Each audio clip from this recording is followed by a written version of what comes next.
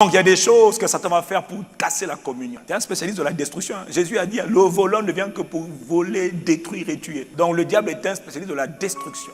Construire la vie, ça prend des années.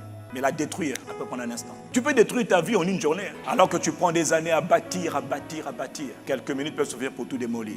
N'oublions pas, mon frère, ma soeur, que la personne divine qui vient vivre en nous, il est appelé le Saint-Esprit, ou encore l'Esprit de Dieu. Et une de ses appellations, ce n'est pas son nom, c'est sa définition. L'Esprit Saint. Donc déjà, tu as un problème. C'est qu'il n'est pas l'Esprit seulement, l'Esprit Saint. Saint veut dire consacré. Ça veut dire mis à part, sacré. Pourquoi il vient vivre en toi? Il y a plusieurs raisons. Il t'aime tellement. Mais il sait que sans lui, tu ne pourras pas être sauvé. Tu ne pourras même pas hériter le royaume de Dieu. Il sait que sans lui, tu es perdu. Il sait. Quand il vient vivre en toi, sa sainteté-là n'est pas une option. Il va imposer dans ta vie une vie de consécration, une vie de pureté, une vie de sainteté. Esprit, âme et corps. Parce qu'il est saint. Si tu prends un esprit sale, quand il vient vivre en toi, il va te rendre sale. Si tu prends l'Esprit Saint, quand il vient vivre en toi, une des choses à laquelle il tient, il est sensible à la sainteté, à la pureté. Ta vie doit être une vie consacrée. Le jour où il est venu vivre en toi, il fait de ta vie une vie sacrée. C'est-à-dire que tu ne peux plus être comme tout le monde puisque tu es saint. Quand on prend un verre, on dit que ce verre-là, ce bol-là est consacré, il est saint. Ça veut dire que si tu vas manger tes beignets et tu voulais prendre le verre, ah non, pas ce verre-là. Lui là, il est classe à part. Prends d'autres verres. C'est ce qu'on doit dire de toi. Tu n'es pas comme tout le monde. Alors qu'il a dit, vous serez saint, car moi qui viens vivre en vous, je suis.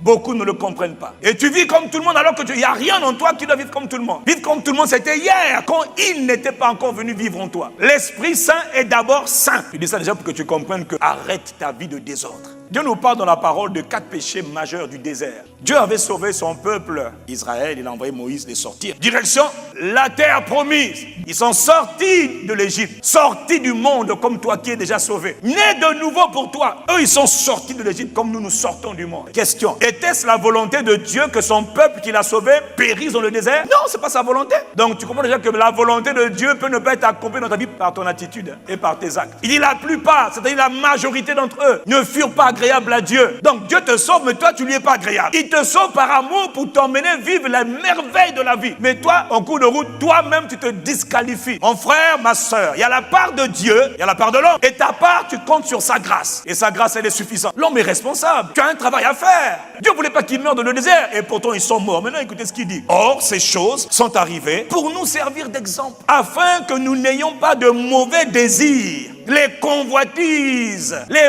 mauvais appétits, les mauvaises envies les ont disqualifiés de la destination finale. Ce que Dieu voulait pour eux n'a pas été accompli, pas à cause de Dieu, à cause des mauvais désirs de leur cœur qu'ils n'ont pas traités. Au verset 6, ne devenez jamais idolâtres. Un de leurs premiers péchés, c'était idolâtre. Ils allaient servir tous les dieux sauf l'Éternel. Et ils voulaient mélanger Dieu, le Père, le Fils et le Saint-Esprit avec d'autres esprits. Le péché d'idolâtrie qui gangrène le monde entier. Dieu ne se représente pas.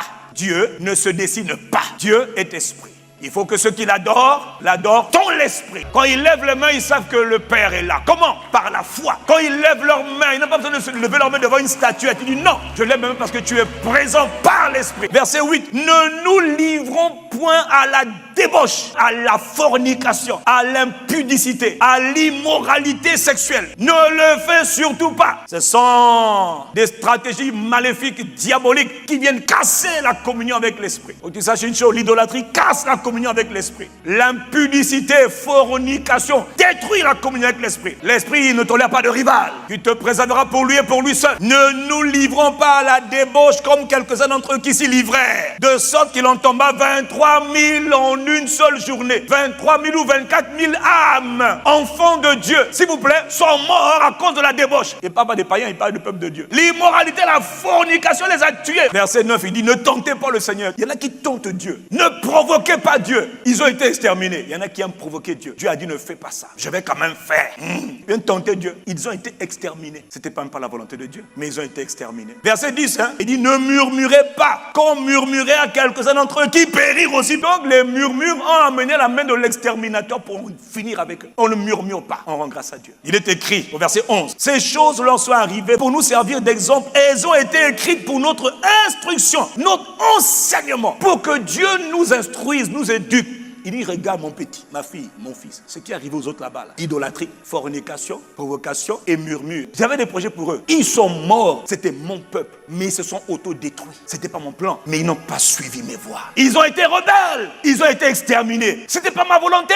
Je voulais leur faire du bien. J'ai permis ça pour que toi, tu ne fasses pas la même chose. Pourquoi tu refais les mêmes erreurs? Ne pense pas que ça n'arrive qu'aux autres. C'est arrivé aux gens qui aimaient Dieu. Aucune tentation, verset 13, ne vous est survenue qui n'ait été humaine. C'est-à-dire, il n'y a pas de tentation où tu vas dire, non, c'était trop dur, je ne peux pas supporter. Faux. Il dit, Dieu qui est fidèle ne permet pas que tu sois tenté au-delà de tes forces. Quand il dit, ne devenez pas idolâtre, il sait que tu peux le faire. Quand il dit, ne te livre pas à la débauche, il sait que tu peux le faire. Quand il dit, ne provoque pas Dieu, il sait que tu peux le faire. Quand il dit, ne murmurez pas, il sait que tu peux y arriver. Tu sais pourquoi? Dieu est fidèle, Dieu il t'aime. Il ne permet rien que tu ne puisses pas supporter. Autrement dit, tout ce qui arrive, tu peux gérer. Si tu ne pouvais pas, il ne le permettrait pas. Mais avec la tentation, avec l'épreuve, avec la tribulation, Dieu prépare le moyen de t'en sortir afin que tu puisses supporter. Pasteur, je n'y arrive pas. Oui, parce que tu n'as pas compris comment on fait marcher avec l'esprit. Ces choses arrivent pour briser la communion entre Dieu et l'homme. Ces choses-là, il n'y a que 4 là qu'il a cité, mais il y en a plusieurs autres. Mais les 4 là, c'est ça qui ont empêché le peuple d'hériter les promesses de Dieu.